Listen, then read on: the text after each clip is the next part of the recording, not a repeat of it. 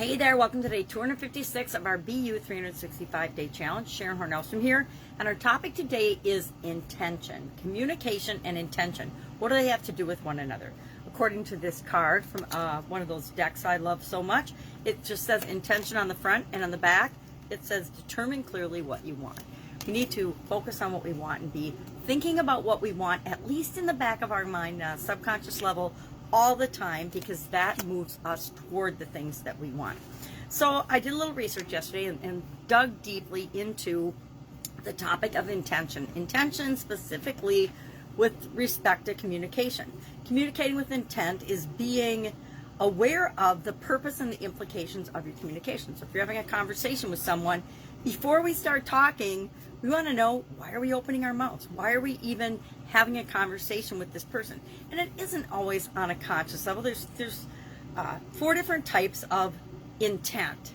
One is purposeful, meaning we plan ahead exactly what we want to say. If we're giving a speech or a presentation, or we're wanting to convince somebody of something, we're going to think ahead of time, what is our intent? What do we want the outcome to be before we begin that communication? Knowing communication, knowing what we want, knowing ahead of time the result we want to get is another type of intent. Reckless intent and negligent intent are those types of intent where we go into conversations, we go into communications, and we don't think at all ahead of what our intent is, and we don't necessarily care about the outcome. So if we're having a fight or an argument with someone, we seldom, if ever, in a highly charged emotional state, think ahead of time about what is our intent, what do we want out of the conversation, what do we want out of the communication and the interaction. We just go in recklessly or negligently. Recklessly, without thinking about it ahead of time. Negligent, to me, is the difference between we're just doing it and we don't really care or even consider what the outcome might be. We don't consider the consequences of the communication. And when we go in recklessly or without thinking and just reacting emotionally or negligently, not caring what happens, chances are the outcome and the result of that communication is not going to be what we want, and it probably might not even be in our favor. So there are four different types of intentions that we go into different situations with, and one of those is our communication. There's 3 steps to intention and applying intention to our communications. 1, listen actively. Listen carefully and actively to the conversation and what the interaction is. 2, decide that you want to have an open and a healthy dialogue, right? I would say arguments and fights do not fall into the open and healthy dialogue category. And 3, choose the right format. Choose the right everything. The timing, the format, the tone of voice, the words, all of the elements that go into a good message. Make sure that you're choosing those properly and appropriately for the situation. So communicating with intent is just basically thinking about what we want out of a conversation or a communication, as well as what we want the implications of that conversation to be.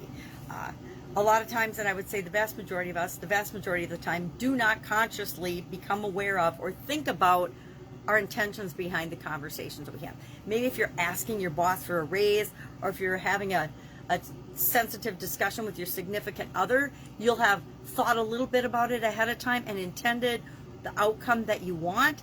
But for the most part, the vast majority of our conversations and our communications, no matter what form they fall into, written, oral, emailed, social media, text, letters, if people still write letters these days, a lot of times we don't think of what's our intention? Why are we even having this communication? Now, sometimes we do think of the intent. When we send thank you notes, when we send cards, when we send appreciation, when we celebrate people, we're doing that with the intention of making the world a better place, making the communication and the interaction, the relationship better. So sometimes we do, but the vast majority of the time, I would say we don't do that on purpose. I'm just looking quickly at my notes to see if I'm missing anything. Oh, the other thing about this is a lot of times we don't think about it, but our personal goals and our egos and our desire to be right, because down deep, all of us want to be right? We want to be right at least part of the time, if not all of the time. There are people that think that they need to be right all of the time. And when we go into conversations and communications with that, even if it's a subconscious intent, it colors the communications, and chances are we're not going to get the results that are best for us when we're going into every communication, every interaction with that underlying, I got to be right and I've got to have my personal goals and objectives met every single time. Because guess what? Just like everything else on our journey in life, things are up and down, up and down. Some things work out perfectly for us, other things not so much. It's absolutely true of our conversations as well. So today, our challenge is a pretty easy one. As we're having our conversations today, at least 3 times today, before you open your mouth, think about what is the intent of the communication I want to have, or what is the impact and the result I want to see out of this communication. Whether it's an email, whether it's a text message, whether it's a comment on social media post, whether it's a conversation, whether you pick up the phone and talk to someone or talk to somebody face to face, before you start that conversation, give a couple of seconds, and if you're brave, give a couple of minutes to thinking about, well, what is my intention of having this communication? And if it's a more formal communication, chances are you are already thinking about your intention, the results you want, the way you want it to go, the source you're using, and the way you're communicating, the words you're choosing, etc.